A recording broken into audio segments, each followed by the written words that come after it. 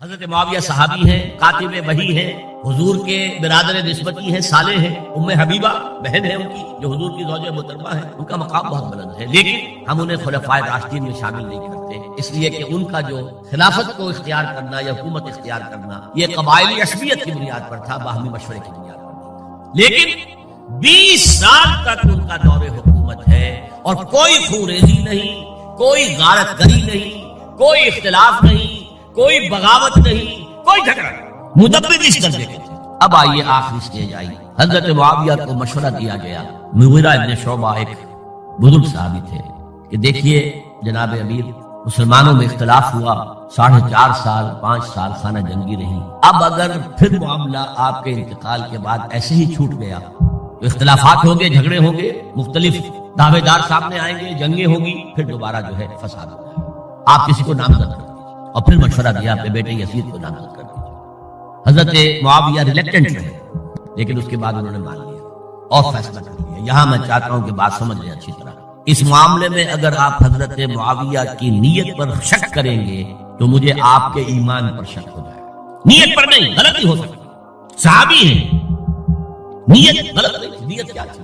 اور میں سمجھتا ہوں 100% کہ اب اتنا پانی گزر چکا ہے پل کے نیچے سے وقت کے دریا میں کہ بارے صحابہ سب رخصت ہو چکے ہیں، اب اکثریت 9 مسلموں کی ہے،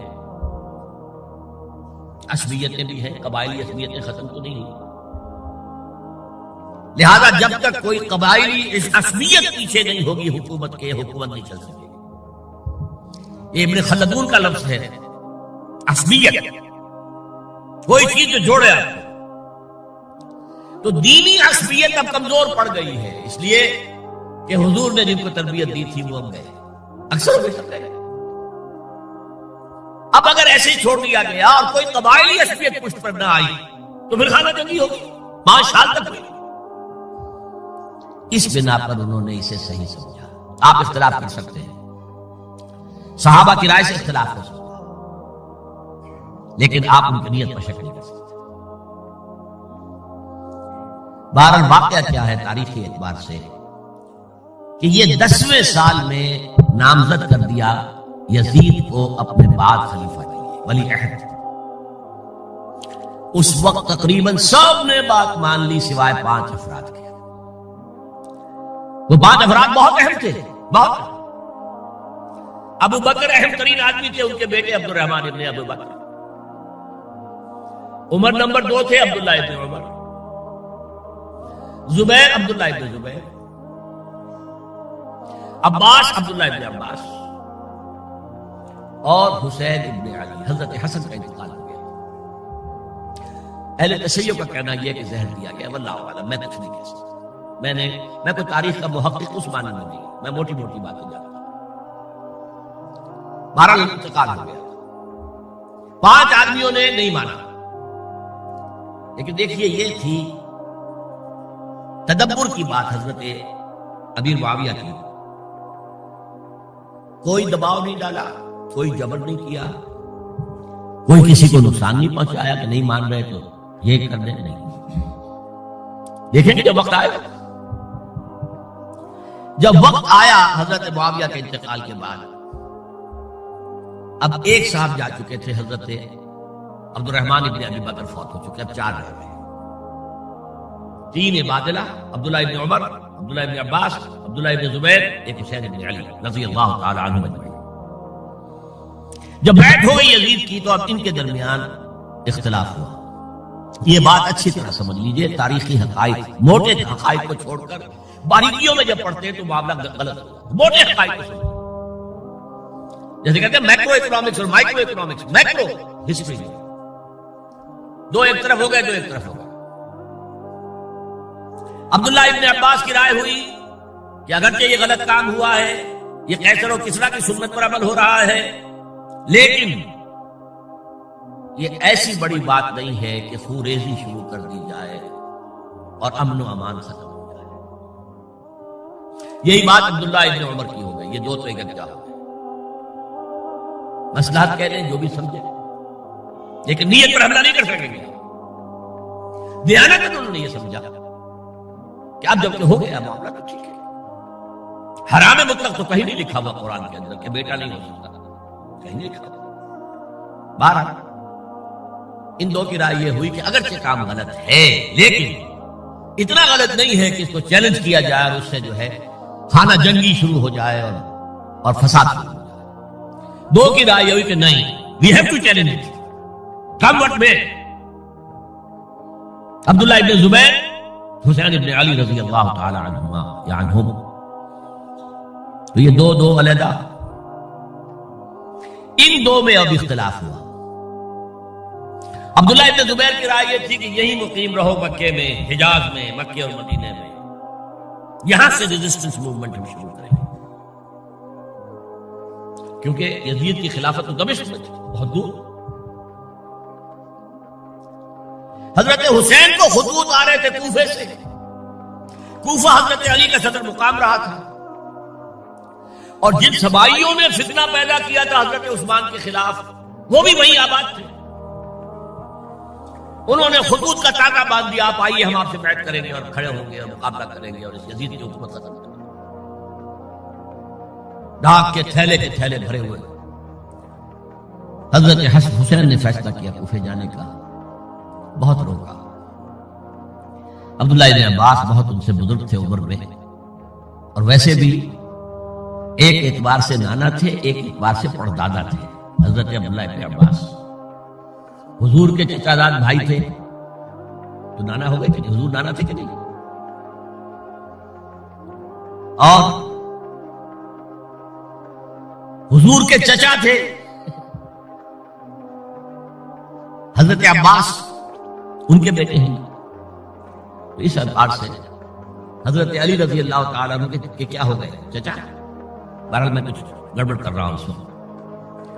وہ دوڑتے جا رہے تھے کہ حسین خدا کے لیے مت جاؤ، خدا کے لیے مت جاؤ، یہ کوفی تمہارا ساتھ نہیں دیں گے، الکوفی لا یوفی، کوفی وفا نہیں کرتا وعدہ، اور خدا کے لیے اگر جانا ہے اپنے گھر والوں کو یہاں چھوڑ دو۔ بس حضرت حسین پر رضی اللہ تعالی عنہ جو ایک کیفیت تھی، انہوں نے سب باتوں کو نظر انداز کیا۔ وہاں ہزاروں لوگوں نے مسلم بن عقیل جو حضرت حسین کے نمائندے کی حیثیت سے پہلے گئے تھے، ان کے ہاتھوں پر بیعت کیا، وہ خطوط آ رہے تھے، اور بھی بات پختہ ہو گئی۔ ابھی راستے ہی میں سے کہ پتہ چلا کہ ابن سیاد گورنر بن کر آیا ہے، اور اس نے جو وہاں پر تشدد کیا ہے اور ڈنڈا برسایا ہے، سب بیعت توڑ کے گھروں میں چھپ گئے، اور مسلم بن عقیل جو ہیں وہ بے یار و مددگار شہید بھی کر دیے گئے۔ حضرت حسین نے ارادہ کیا کہ واپس ہو جائے۔ اب مسلم بن عقیل کے بیٹے جو ہیں وہ عرب کی ایک غیرت ہے، ایک آنر جسے آج کل کہتے ہیں، ہم اپنے باپ کا بدلہ لیے بغیر نہیں جائیں، اور حضرت حسین کی شرافت اور مروت، یہ لوگ میرے ساتھ آئے تھے، میرا ساتھ دے رہے تھے، اب میں ان کے ساتھ کیسے چھوڑوں؟ بہرحال وہ حادثہ فاجعہ ہو کر رہا، اور اس میں سب سے بڑا سبب جو بنا ہے وہ میں چاہتا ہوں جس کی طرف کسی کی نگاہ نہیں گئی۔ افسوس یہ ہے کہ میرا اس پر جو کتابچہ ہے سانحہ کربلا وہ آؤٹ آف پرنٹ تھا، کوشش تھی کہ آج یہاں وہ پیش کیا جاتا، مختصر ترین، لیکن آپ دیکھیں گے کہ کلیئر ہو جاتی ہے ہسٹری۔ دو کتابچے ہیں، شہید مظلوم، میرے نزدیک مظلوم ترین شہید حضرت عثمان رضی اللہ تعالی، اور سانحہ کربلا، بہت بڑا سانحہ ہے، اس میں کوئی شک نہیں۔ حضرت حسین کے صبر اور مصابرت اور استقلال اور شجاعت مثالی ہے تاریخ کے اندر۔ اپنے سامنے جو ہے اپنے ایک ایک کر کے چراغ گل ہو رہے ہیں، خاندان سارا ختم ہو رہا ہے، شیرخوار بچے شہید ہو رہے، وہ تو ایک بچہ بیمار تھا، حضرت علی بن حسین زین العابدین رحمۃ اللہ علیہ، وہ بچہ ہے، لیکن اصل میں شرافت اور مروت جو ہے وہ بسا اوقات اپنی شرافت کی وجہ سے مار کھا جاتی ہے۔ حضرت حسین سے میرے نزدیک یہ ایک اسٹریٹجک مسٹیک ہوئی کہ جب کوفیوں کا لشکر سامنے تھا تو وہاں کھڑے ہو کر ایک ایک کا نام لے گا، فلاں ابن فلاں، کیا تم نے مجھے خط نہیں لکھا تھا؟ اے فلاں ابن فلاں، کیا تم نے مجھے خط نہیں لکھا تھا؟ سب کے راز فاش کر رہے ہیں۔ اور دیکھو یہ میرے پاس یہ تھیلے بھرے ہوئے تمہارے خطوں کے موجود ہیں، تم نے مجھے بلایا اور میں آیا۔ یہ بات تھی جس کی بنا پر اب ان کے لیے کوئی چارہ نہیں تھا کہ انہیں شہید کر دیں، ورنہ تو یہ ہمارا بھانڈا پھوڑ دیں گے جا کر یزید کے پاس، تو ہماری کھالیں کھنچ جائے گی۔ یہی وجہ ہے کہ حضرت حسین نے 3 آفرز کیا، مجھے واپس مسجد جانے دو، نہیں، مجھے یزید کے پاس جانے دو، نہیں، مجھے کہیں اسلامی سرحد پر بھیج دو، میں وہاں پر کافروں سے جنگ کرتے ہوئے زندگی ختم کر لوں گا، نہیں، ہیئر اینڈ ناؤ بیٹھ کرو۔ یہ حضرت حسین کی شرافت، غیرت، حمیت، مروت، اس کی خلاف لہذا انہیں شہید کیا گیا، اور پھر خیموں کو آگ لگائی گئی۔ یہ نوٹ کیجیے کیوں لگائی گئی؟ اگر تو یہ غصے اور انتقام میں اور وینجینس میں ہوتا تو حضرت علی بن حسین زین العابدین کو بھی شہید کرنا چاہیے تھا، نہیں کیا۔ اگر یہ اس طرح کا معاملہ ہوتا تو خواتین کی بے حرمتی ہوتی، نہیں ہوئی۔ یہ خیمے بھی جلایا تاکہ وہ جو ایویڈنس ہے وہ ختم ہو جائے، ہمارے خلاف یہ جو ڈاکومنٹری پروف لیے پھر رہے ہیں، خیمے جلیں گے اور یہ تھیلے بھی جل جائیں گے اور یہ خطوط بھی جل جائیں گے اور ہم بچ جائیں گے۔ یہ ہے میرا تجزیہ۔ بہرحال اس میں کوئی شک نہیں کہ تاریخ انسانی کے عظیم حوادث میں سے وہ ہے، اور میرے نزدیک حضرت حسین رضی اللہ تعالیٰ عنہ کا اختلاف کر سکتا ہے، جو چاہے کرے، حضرت حسین سے اختلاف کرے اور اتفاق کرے حضرت عبداللہ ابن عمر، عبداللہ ابن عباس کے ساتھ، تبھی ٹھیک ہے، اور اگر حضرت عبداللہ ابن عباس اور عبداللہ ابن عمر سے اتفاق کرے اور حضرت حسین ان سے اختلاف کرے، تبھی شک ہے۔ معصوم کوئی نہیں، ہمارے نزدیک معصومیت خاصہ نبوت ہے، نبوت ختم ہوئی حضور پر، معصومیت ختم، غلطی ہر ایک سے ہو سکتی اور آپ رائے رکھ سکتے ہیں، لیکن کسی صحابی کی نیت پر حملہ نہیں کریں گے۔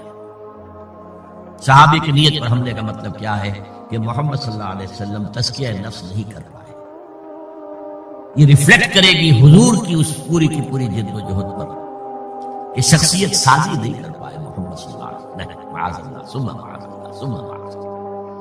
بہرحال یہ ہے تاریخ کے اعتبار سے ہمارے ہاں جو عظیم ترین ذی الحجہ کے مہینے میں حضرت عثمان شہید ہوئے تھے، 28 ذی الحجہ کو حضرت عمر پر حملہ ہوا تھا، 1 محرم کو ان کی شہادت ہوئی تھی، 10 محرم کو سانحہ کربلا پیش آیا تھا۔ یہ ہماری اس ابتدائی تاریخ کے اہم لینڈ مارکس سے جنہیں ہم شہادت کے نام سے جانتے ہیں، لیکن میں اب پھر دوبارہ کہوں گا یہ اللہ کے راہ میں قتل ہوئے ہیں۔ وَلَا تَقُولُوا لِمَنْ يُقْتَلُ فِي سَبِيلِ اللَّهِ أَمْوَاتٌ بَلْ أَحْيَاءٌ وَلَٰكِنْ لَا تَشْعُرُونَ وَلَا تَحْسَبَنَّ الَّذِينَ قُتِلُوا فِي سَبِيلِ اللَّهِ أَمْوَاتًا بَلْ أَحْيَاءٌ عِندَ رَبِّهِمْ يُرْزَقُونَ۔